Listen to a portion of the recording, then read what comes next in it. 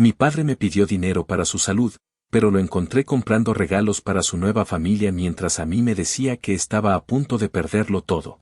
Mi padre me llamó a finales del año pasado, llorando como si de verdad estuviera al borde de la muerte. Me dijo que su salud estaba peor de lo que pensaba, que los doctores le habían dado un pronóstico feo, que los medicamentos eran demasiado caros y que estaba perdiendo terreno con los pagos de su casa. Sonaba derrotado y asustado, completamente quebrado.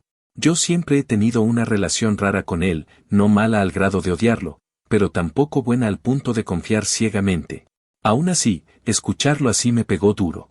Me dijo que no quería preocuparme, que había evitado decirme todo esto porque no quería ser una carga y que solo me estaba contando porque de verdad sentía que ya no tenía salida. Que me amaba, que estaba orgulloso de mí, todas esas frases que uno quiere oír de un padre, pero que en él siempre sonaban como si estuviera leyendo un guión barato. Sin embargo, esa noche lo creí. Lo creí porque lloraba y su voz temblaba, y porque la idea de que se estuviera muriendo me hizo sentir como un mal hijo. Yo llevaba años ahorrando para un carro usado en mejor estado que el pedazo de chatarra que manejo. No es como si mis ahorros fueran una fortuna, pero eran míos y me costaron un chingo de turnos dobles. Aún así, cuando mi padre me explicó que estaba a días de quedarse sin medicinas, me partió el alma. Transferí casi todo lo que tenía. Él me dijo que no sabía cómo agradecerme, que yo era su esperanza, que prometía devolverme cada centavo cuando se recuperara. Recuerdo que colgué la llamada sintiendo una mezcla rara entre orgullo y miedo, como si hubiera hecho lo correcto pero también algo de lo que me iba a arrepentir. Y pues sí, me arrepentí y con ganas. Poco tiempo después, una tía me llamó para preguntarme que si ya había visto lo que subió tu padre. Yo ni sabía de qué hablaba porque dejé de meterme a redes sociales. Cuando entré a su página, vi fotos recientes donde aparecía bien contento en un centro comercial, cargando bolsas enormes de tiendas caras, acompañado de su esposa nueva y los hijos de ella. Todos muy sonrientes como si fueran una adorable familia moderna. Me quedé helado cuando vi que traían bolsas con juguetes electrónicos, joyería y ropa de marca.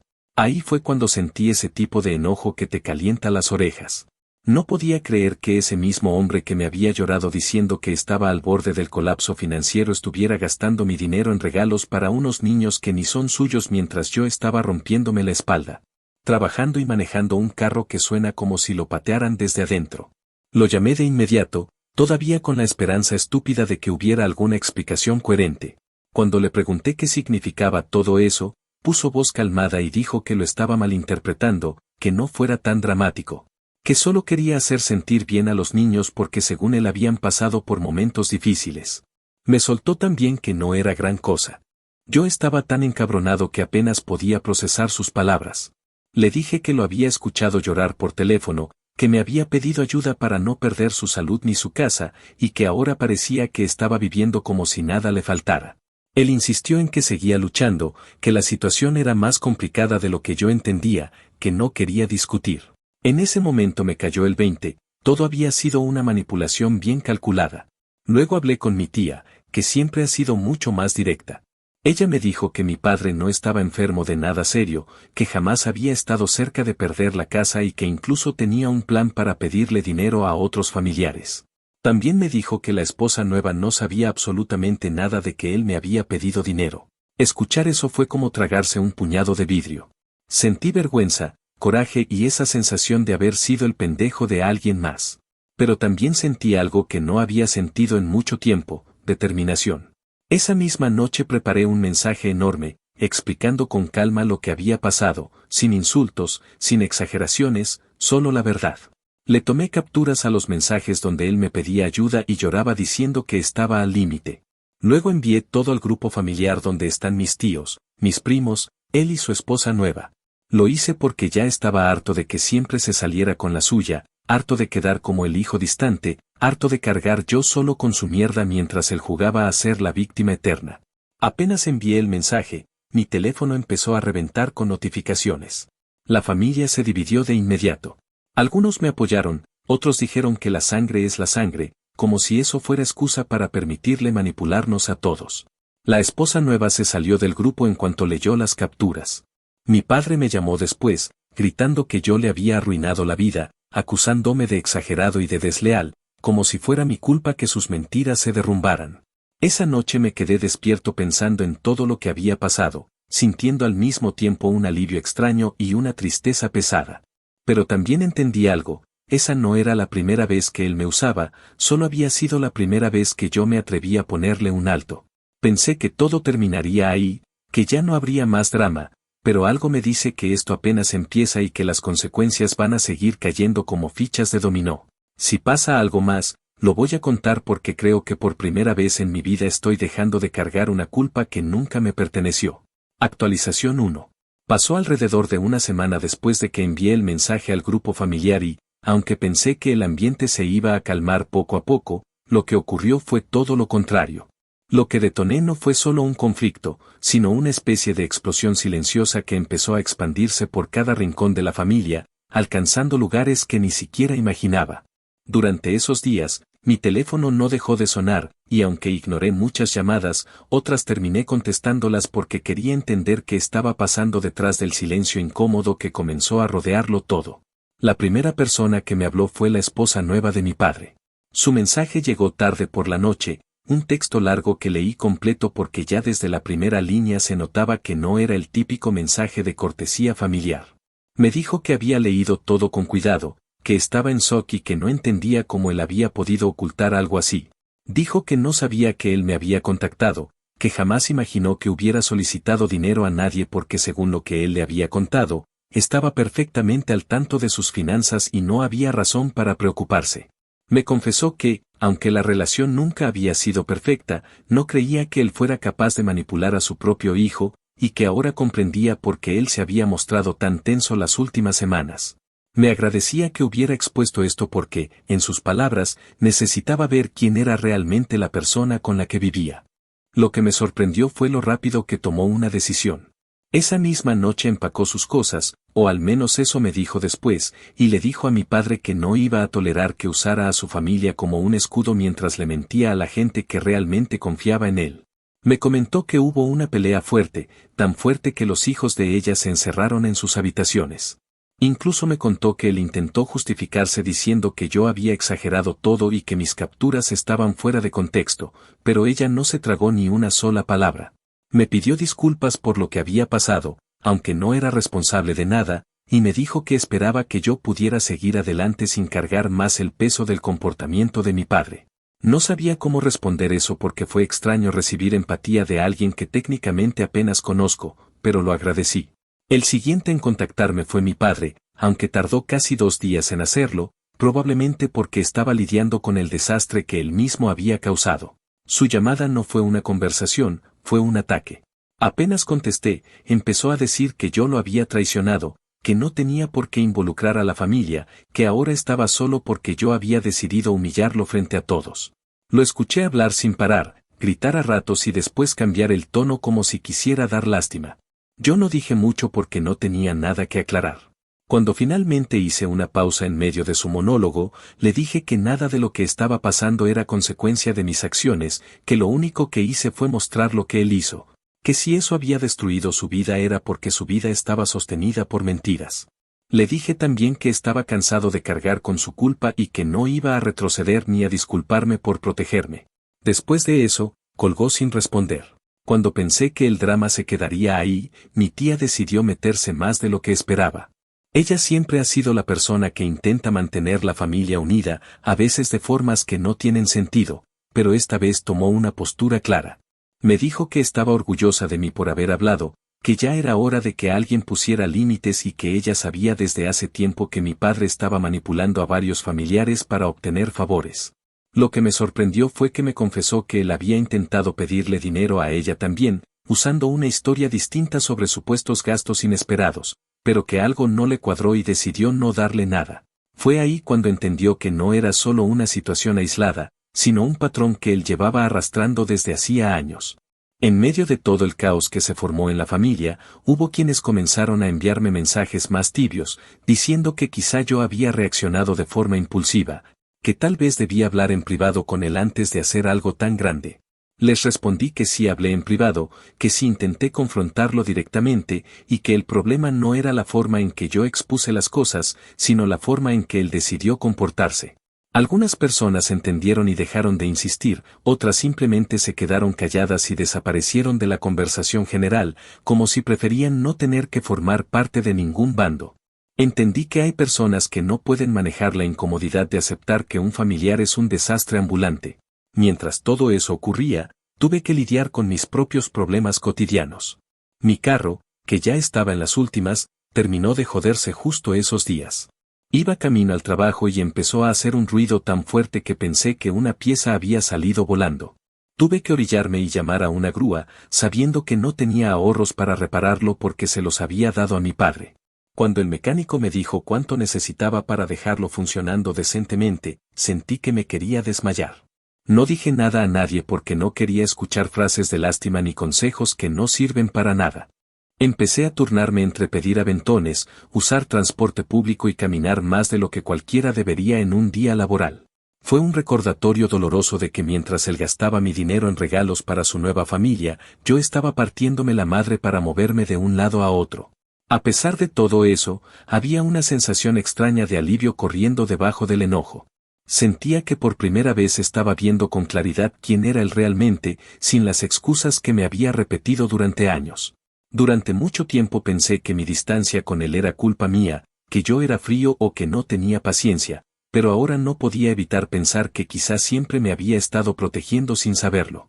Lo que había pasado no me daba gusto, pero sí me daba una especie de libertad emocional que no había sentido antes. Con el paso de los días, el escándalo no disminuyó del todo, pero sí se volvió menos caótico. Las conversaciones familiares empezaron a espaciarse y la gente dejó de hablar del tema tan abiertamente, como si estuvieran esperando ver cuál sería el siguiente movimiento de mi padre. Yo no sabía si iba a intentar arreglar las cosas o si iba a hundirse aún más en sus mentiras. Lo único que sabía era que esa primera semana cambió por completo la forma en que lo veía, y aunque todavía no tenía idea de todo lo que faltaba por suceder, ya podía sentir que esta historia no había terminado. Si acaso, lo que pasó esa semana fue apenas la primera ola de un desastre mucho más grande. Actualización 2. Pasaron alrededor de 2 meses después del estallido familiar y, aunque pensé que ese tiempo sería suficiente para tomar distancia emocional y dejar que todo se asentara, la verdad es que siguieron pasando cosas que jamás imaginé. Durante esas semanas me enfoqué en sobrevivir como pudiera. Mi carro seguía fallando, trabajaba turnos completos y luego caminaba más de lo razonable para llegar a casa, y aunque ya no tenía que lidiar con llamadas constantes de familiares opinando sobre lo ocurrido, aún cargaba cierto cansancio moral que no se me quitaba ni aunque durmiera más de lo habitual. Con todo eso encima, intenté hacerme a la idea de que la situación con mi padre estaba cerrada, o al menos contenida, como si fuera una herida que ya no dolía tanto pero que igual dejaba una marca visible. Sin embargo, justo cuando comenzaba a acostumbrarme a la calma, mi padre decidió aparecer de nuevo.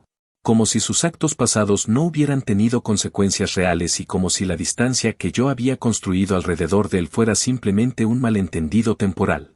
La primera señal de que algo se estaba moviendo fue un mensaje que me llegó una tarde, después del trabajo. Era de él. No era un mensaje largo, pero sí lo suficientemente descarado para que me entrara un ataque de risa mezclado con incredulidad. Me pedía ayuda de nuevo. No mencionó lo ocurrido hace 2 meses, no pidió disculpas por haber mentido, no intentó reparar nada. Simplemente dijo que estaba buscando un lugar donde vivir y que necesitaba ayuda con el depósito de renta. Me quedé viendo el mensaje un buen rato porque no podía creer que fuera tan cínico. Aún sabiendo que yo estaba batallando para moverme en la ciudad porque él se había comido mis ahorros, aún sabiendo que él mismo detonó el desastre en el que terminó metido, todavía tenía la audacia de pedirme apoyo. Como si yo fuera su red de seguridad personal. Lo más insultante no era la solicitud en sí, sino la forma tan fría en la que lo planteaba. Como si la revelación de sus mentiras hubiera sido una simple diferencia de opinión y no un engaño calculado para sangrarme económicamente. Le respondí sin adornos, sin explicaciones largas. Solo le dije que me hubiera encantado ayudarlo, pero que me quedé sin dinero porque ya lo había usado en un viejo mentiroso. Ni siquiera esperé su respuesta. Lo bloqueé porque sé que, cuando él se encuentra en situaciones así, empieza un ciclo interminable de victimismo, manipulación emocional y promesas vacías, y yo no tenía la energía para volver a caer en ese hoyo. Ese mensaje fue como una confirmación brutal de algo que ya intuía. Mi padre no entendía nada, no aceptaba nada y no iba a cambiar. Para él, sus actos siempre tenían una justificación conveniente y cualquier consecuencia que enfrentara era culpa de alguien más. Después de bloquearlo, pensé que por fin iba a tener un respiro. Pero el universo decidió que no, que todavía quedaba tela por cortar. Unos días después, la esposa nueva de mi padre me escribió de nuevo. Esta vez no era un mensaje amable ni uno emocional, era más como un reporte de lo que estaba pasando en su vida después de haberse separado de él. Me dijo que, después de todo el caos inicial, comenzó a revisar asuntos financieros que habían manejado juntos. Lo que descubrió la dejó con el estómago revuelto. Mi padre había estado ocultando cuentas, había movido dinero entre tarjetas de crédito que ella ni sabía que existían. Y también encontró conversaciones con otras mujeres donde él les decía que estaba pasando por momentos difíciles y que esperaba poder verlas pronto. Me confesó que, en medio del enojo, la humillación y el cansancio, decidió hablar con un abogado. Según lo que entendí, en su estado existen protecciones legales cuando uno de los cónyuges manipula fondos del hogar sin consentimiento y después de revisar las pruebas. El abogado le recomendó iniciar un proceso por fraude financiero dentro del matrimonio. Cuando me contó eso, sentí una mezcla rara entre sorpresa y confirmación. Por un lado, me sorprendió que ella estuviera tan decidida a llevar todo hasta las consecuencias legales. Por otro lado, no me extrañaba que él hubiera creado un desastre tan grande que incluso la justicia pudiera intervenir. Lo que me impactó más fue que la esposa nueva me confesó algo que no esperaba. Me dijo que, al principio, ella creyó que yo había sido excesivo al exponer todo públicamente, pero después de ver la magnitud del engaño, entendió que yo simplemente había sido la primera persona en negarse a cargar con la responsabilidad emocional que él siempre arrojaba sobre los demás. Me dijo que, si no fuera porque yo hablé, tal vez nunca habría revisado sus cuentas y él seguiría mintiendo y enterrándose en deudas. Fue extraño escuchar eso porque, aunque yo no pretendía desenmascararlo ante el mundo, sí tenía la necesidad de recuperar mi dignidad y poner límites donde nunca los había puesto. Mientras todo esto ocurría, mi vida cotidiana seguía con dificultades prácticas que se acumulaban. El transporte continuaba siendo un problema. Algunos días conseguía aventones, otros tenía que depender del transporte público, que por supuesto no siempre pasaba a tiempo. Todo se volvía más complicado cuando tenía que cubrir un turno temprano o salir de noche, y aunque no lo decía en voz alta, llevaba semanas sintiendo que vivía en modo supervivencia. Ese cansancio se mezclaba con una especie de resignación amarga, como si el desgaste emocional causado por mi padre hubiera infiltrado incluso las cosas pequeñas de mi día a día. Aún así, algo en mí seguía empujando hacia adelante, tal vez porque ya había experimentado una caída fuerte y sabía que no podía permitirme otra. Lo más curioso de esos meses fue notar cómo la familia, que al principio estaba dividida, empezó a reacomodarse en silencio. Algunas personas que se habían mantenido neutrales comenzaron a enviar mensajes preguntando cómo estaba, mientras que otras que defendían a mi padre desaparecieron del mapa. Mi tía siguió pendiente de mí, insistiendo en que yo no había sido injusto ni cruel, que simplemente había dicho la verdad en un lugar donde todos merecían escucharla. Ella fue la primera en insinuarme que, si mi padre estaba enfrentando problemas legales, eso podía ser un punto donde él finalmente aprendiera una lección real. No respondí a eso porque no creo que él sea una persona que aprenda a través de consecuencias, siempre fue alguien que evade todo lo que no le conviene.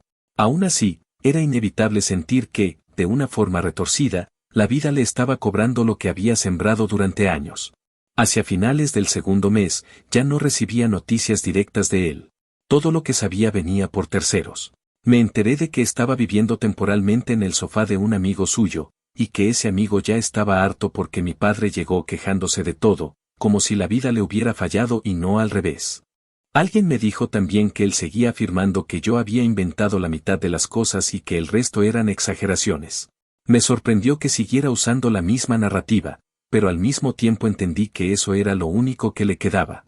Aceptar la verdad sería admitir que destruyó su vida porque eligió mentir, manipular y aprovecharse de quienes lo querían. Y él jamás iba a aceptar algo así.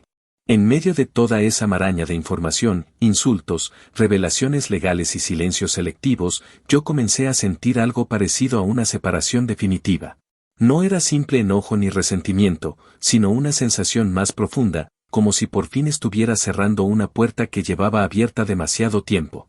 No imaginaba entonces que aún faltaban cosas por ocurrir, que todavía habría consecuencias inesperadas, Pero sí sabía que, a partir de ese momento, ya no estaba dispuesto a permitir que mi padre siguiera arrastrando mis emociones como si fueran parte de su equipaje. Y aunque esa claridad no resolvía mis problemas económicos, sí me permitió respirar un poco más libremente, porque por primera vez entendí que mi obligación nunca fue salvarlo, sino salvarme de él. Actualización final. Transcurrieron alrededor de 6 meses desde toda la explosión familiar y, aunque pensé que la situación ya había alcanzado su punto máximo, la verdad es que todavía quedaban consecuencias que yo no había anticipado. El paso del tiempo, en lugar de borrar el impacto de todo lo que pasó, lo fue acomodando de una forma más clara, como si los primeros meses hubieran sido un torbellino incomprensible y ahora, con cierta distancia, pudiera observar con detenimiento la magnitud del desastre que mi padre había construido. Durante ese tiempo enfoqué mis energías en arreglar mi vida, recuperarme económicamente y dejar que el ruido emocional se apagara, pero aún así, de vez en cuando llegaban fragmentos de información sobre él, pequeñas piezas que completaban la imagen de su caída. Cada una de esas piezas mostraba que su situación estaba empeorando de manera constante, no por un golpe repentino, sino por una serie larga de pequeñas consecuencias que lo perseguían desde que dejó de tener a quien manipular. A mediados de ese periodo, supe que la esposa nueva había formalizado su separación. Dejó claro ante un juez que existían movimientos financieros sospechosos y que había descubierto que él manejó deudas y cuentas ocultas sin su consentimiento. Todo esto generó una investigación que, aunque no llegó al extremo de encarcelarlo ni nada dramático, sí lo dejó con restricciones legales, obligaciones financieras y una reputación completamente erosionada entre quienes alguna vez confiaron en él. Yo observaba todo desde lejos, no con gusto, pero tampoco con tristeza. Era más bien una sensación de inevitabilidad, como ver la consecuencia lógica de una vida de decisiones tomadas desde el egoísmo. Nadie lo había empujado por un precipicio, él mismo lo había construido y luego se había lanzado sin mirar abajo. Mi tía, quien siempre se mantenía informada de todo, fue la que me contó que él terminó mudándose a un remolque viejo estacionado en el terreno de un amigo, alguien que le debía favores de hace décadas. No era un remolque cómodo ni bien mantenido, según lo que ella describió, pero era lo único que pudo conseguir sin tener que cumplir requisitos financieros que ya no era capaz de demostrar. Aparentemente, pasaba gran parte del tiempo encerrado ahí, quejándose de cómo su vida se había arruinado de un día para otro, insistiendo en que todos lo habían traicionado, especialmente yo. Mi tía evitaba discutir con él porque sabía que cualquier intento de hacerlo entrar en razón solo provocaría que él se sumergiera más en su papel de víctima incomprendida. Me confesó que, cada vez que él la llamaba para quejarse, ella escuchaba a un hombre completamente distinto al que conoció décadas atrás. Como si toda su identidad se hubiera reducido a la desesperación de ya no tener a quien manipular. Durante ese tiempo, yo seguía tratando de estabilizarme económicamente. A finales del 4º mes logré comprar un carro usado, de esos que no son bonitos ni modernos, pero al menos funcionan y no se apagan en medio de una avenida. Fue un alivio enorme sentir que recuperaba algo de independencia. Conseguirlo me costó muchos turnos, mucha paciencia y también muchos momentos de frustración, pero cuando pude manejarlo por primera vez con la tranquilidad de saber que no se desarmaría, sentí algo parecido a un cierre emocional. No porque el carro estuviera vinculado directamente con lo ocurrido, sino porque representaba una vida que seguía avanzando a pesar de todo el desgaste que mi padre había causado. Me di cuenta de que había dejado de sentir miedo de revisar mis cuentas, de planear mis gastos o de pensar en mi futuro inmediato. Esa sensación de recuperar el control de mi propia vida valió más que cualquier disculpa que él pudiera haber intentado ofrecer en algún universo alterno. Y fue precisamente en ese momento, cuando yo ya estaba entrando en una etapa de estabilidad más sólida, que ocurrió algo que jamás pensé que pasaría. Una mañana, al revisar el correo, encontré un sobre de una oficina estatal. Pensé que era basura o alguna notificación común, pero cuando lo abrí descubrí que era un reembolso relacionado con investigaciones de fraude médico. No entendí al principio porque yo no había solicitado nada, así que revisé con más calma. Resulta que, cuando mi tía reportó las inconsistencias sobre la supuesta enfermedad de mi padre, la institución estatal tomó el caso como parte de un programa que revisa solicitudes fraudulentas o engaños relacionados con gastos médicos. Al evaluar la información, identificaron que él había registrado ciertos pagos vinculados con una supuesta condición médica que nunca fue comprobada. El resultado fue un reembolso dirigido a mí como afectado directo. La cifra no era exactamente lo que yo había perdido, pero sí era una cantidad significativa que prácticamente representaba la mayoría de lo que él me sacó aquella vez. Me quedé sentado un buen rato sosteniendo el sobre, asimilando lo que implicaba, no solo en términos monetarios, sino emocionales. No fue una victoria, no fue una celebración, no fue una sensación de triunfo sobre él. Fue más bien como si la vida, en una rareza extraordinaria, me hubiera devuelto algo que pensé que jamás recuperaría. Una parte de mí sintió alivio, otra parte sintió un cansancio profundo porque, aunque ese dinero no resolvía por completo el daño emocional, sí cerraba un capítulo que había permanecido abierto demasiado tiempo. Me quedé pensando en la ironía de que, al final, quien terminó pagando por su mentira no fui yo, sino él mismo, enfrentándose a consecuencias que nunca imaginó. Recibí el reembolso, lo deposité y seguí adelante. No hubo satisfacción de venganza en el sentido tradicional, pero sí hubo una especie de justicia silenciosa que no tuve que buscar ni construir. Con el paso de las semanas, dejé de recibir cualquier noticia adicional sobre él. Algunos familiares dijeron que seguía viviendo en ese remolque, otros que se había mudado con otro amigo, pero yo ya no quise saber detalles. Me di cuenta de que ya no necesitaba seguirle el rastro, ni para protegerme ni para entenderlo. Simplemente dejé de cargar con ese peso. Me tomó muchos años llegar a ese punto, entender que la obligación de arreglarlo o salvarlo nunca fue mía. Mi responsabilidad era conmigo mismo, con mi estabilidad, con mi salud mental y con mi capacidad de construir algo propio sin que sus actos me arrastraran. Al final, lo que más marcó esta etapa no fue la caída de él, sino el descubrimiento de que yo podía poner límites sin sentir culpa. Que podía decir no, bloquearlo, exponerlo, o simplemente apartarme cuando fuera necesario. Aprendí que no todos los padres son figuras de protección, que algunos son huracanes constantes y que sobrevivirlos implica reconocer cuando alejarse.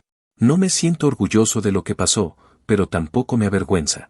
Fue el resultado directo de su comportamiento, no del mío. Ahora, después de todo este tiempo, puedo decir que la historia llegó a su final de manera natural. No hubo reconciliación, no hubo disculpa, no hubo un cierre emocional compartido. El cierre lo construí yo, pieza por pieza, recuperando mi vida y entendiendo que a veces la única forma de sanar es aceptar que hay personas que no deben seguir ocupando un espacio en ella. Y así, sin drama adicional, sin gritos, sin nuevas revelaciones, simplemente dejé que ese capítulo se apagara. Y por primera vez en años, el silencio que quedó después no se sintió vacío, sino necesario.